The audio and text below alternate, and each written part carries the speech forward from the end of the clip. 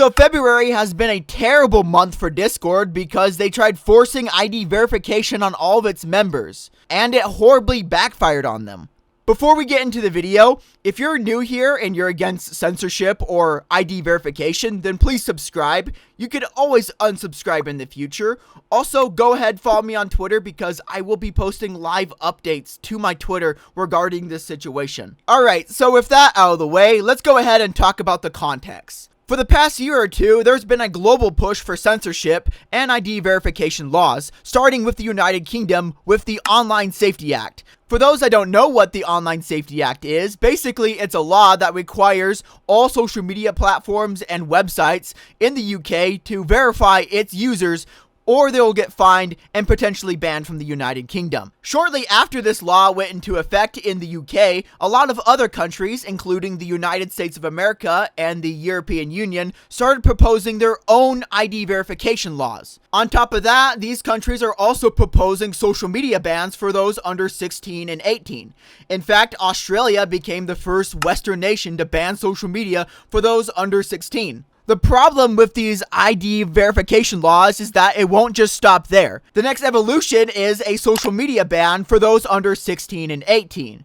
The problem with a social media ban for teenagers is that it's a slippery slope that can and will definitely lead to more censorship. The intention of these laws isn't to protect children or teenagers online.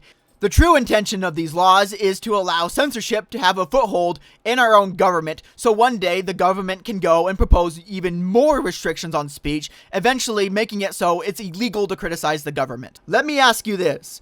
If the government cared about children, then why are we not seeing any more accountability for those involved with Jeffrey Epstein? We're not. The path that we're on is a path of censorship. It's vitally important that we stand up against these ID verification laws and these social media bans for teenagers. I'm going to be making a video dedicated to this issue alone, so stay tuned on that. Alright, so with the context out of the way, the official Discord support Twitter account tweeted out saying, Discord will soon be expanding teen safety protections worldwide, including teen by default settings and age assurance designed to create safer experiences for teens. And they also add that they're also creating a Discord first teen council, which is kind of interesting. In Discord's linked article, basically what they're planning on doing is that all users, when this feature comes out, will be considered a teen account. And what that means is that you won't be able to join NSW channels or join certain servers. On top of that, all messages that you receive will be flagged, and that means that you won't be able to receive notifications, and you have to go to a special part of Discord to go and view and approve those messages. If you don't want these restrictions, all you gotta do is to verify your account and confirm to Discord that yes, you're an adult. You can do this by submitting your government IDs, such as like a driver's license or passport, or you can do a video selfie of your face. Immediately after this post was made on Twitter, this caused a massive outroar from the Discord community, and a bunch of people started calling out Discord and making fun of them. Even TeamSpeak got into the action and started posting some memes, which is awesome. Eventually, the official Discord Twitter account responded to the controversy by saying, "We've seen some questions about our age assurance update, and we want to share more clearly. We know how important these changes are to our community." They go on by saying, Discord is not requiring everyone to complete a face scan or upload an ID to use Discord. The vast majority of people can continue using Discord exactly how they do today, without ever being asked to confirm their age. Facial scans never leave your device, Discord, and our vendors' partners never receive it. IDs are used to get your age only and then deleted. Discord only receives your age. That's it. Your identity is never associated with your account. This only added to the controversy, not help it. A bunch of people in the comment section started exposing Discord for their 2025 October leaks, where a hacker was able to access private tickets and was able to leak private information, including government-issued IDs. Then the post on Twitter got community noted, and it turns out that Discord has been sending IDs and facial scans to a company called Persona. Persona stores this information on their servers. This contradicts Discord's earlier statements on not sending IDs to third-party companies. After this information came out, a bunch of people got even more pissed and started canceling their Nitro subscriptions. Discord users also began to look for other alternatives to Discord, such as TeamSpeak and Skype. Later, on February 24th, 2026, Discord tweeted out saying, "Getting global assurance right. What we got wrong and what's changing. Read the update." In the update, Discord pushed back ID verification and a bunch of other things to the second half of 2026 instead of March. In the linked article, Discord admitted that they were expecting pushback and wanted to clarify that 90% of all Discord users don't have to verify because of internal systems that already determined your age. They said that only 10% of the users would have to go and submit an ID. Additionally, Discord is going to drop Persona and will no longer use their services to verify IDs. They've also announced some other changes, which I'll show on the screen right now.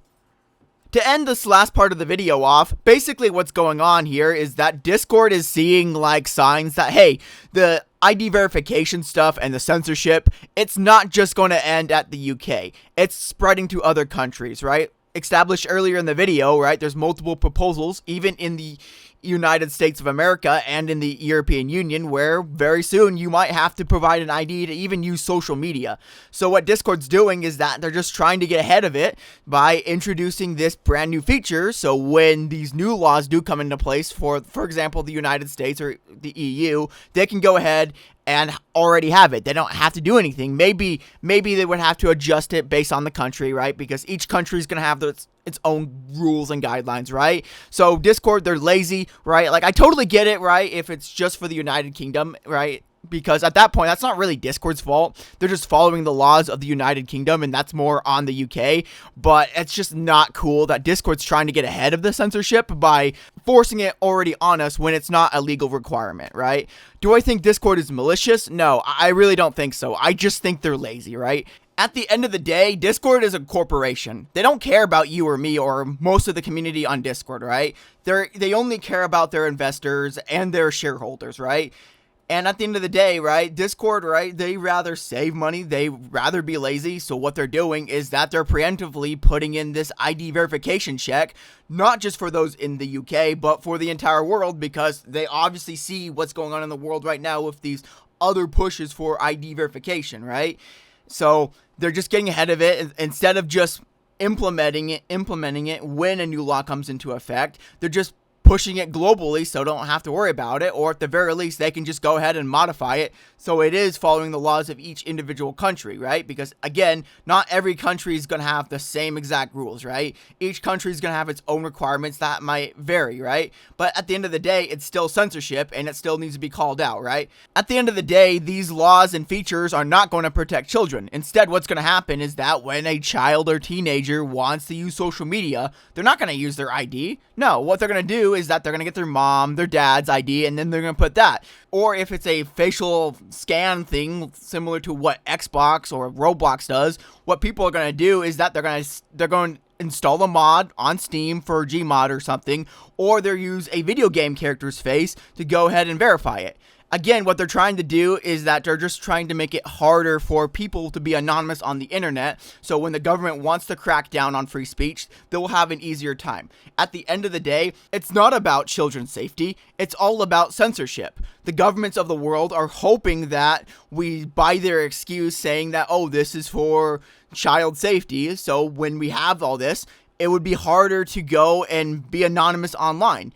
Governments hate people being anonymous. They want to know who you are, so when you criticize the government or say something bad, they can easily track you down, find you, jail you, or even kill you. This is what this is about, right? This is never about child safety. And even if it was, I don't think we should be giving up our privacy just to protect children, right? Child protection, right, on the internet should be exclusively the parents' job, not the government's. My name is Joey Gaming. Thank you guys so much for watching. I'm working on some other videos right now. I'm going to try to upload a lot more frequently than I did in 2025. So if you enjoy my videos, please go ahead, like and subscribe, and see ya. Peace.